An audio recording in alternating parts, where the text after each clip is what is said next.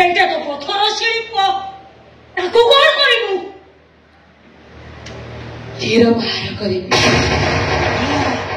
ସେଇଟା ପଥର, ସେଟାକୁ ଛେଚିଲେ ସେଥିରୁ କ୍ଷୀର ବାହାରେନି।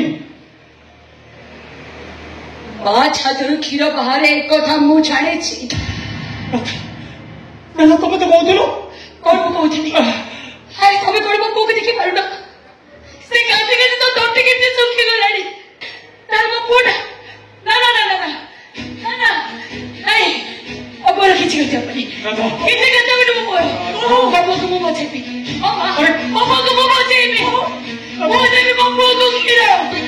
ମୋ ଛାତିର ଅମୃତ ମୋ ଛୁଆକୁ ଆଜି ବଞ୍ଚେଇବ। କିଛି କଥା ହବନି ମୋ ପୁଅ ବଞ୍ଚିବ। ନିଶା ବଞ୍ଚିବ। ପାଖରେ ରଖି ଯାଉଛ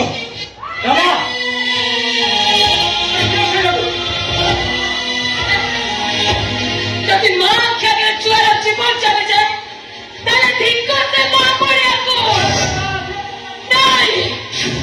ମୁଁ ସେୟା କହିଦଉଛି ମୋ ପାଖକୁ ଆସିବନି ମୋ ପାଖକୁ। ତା ନହେଲେ ଏଇ ଝିଅ ପରେ ମୋ ମୁଣ୍ଡକୁ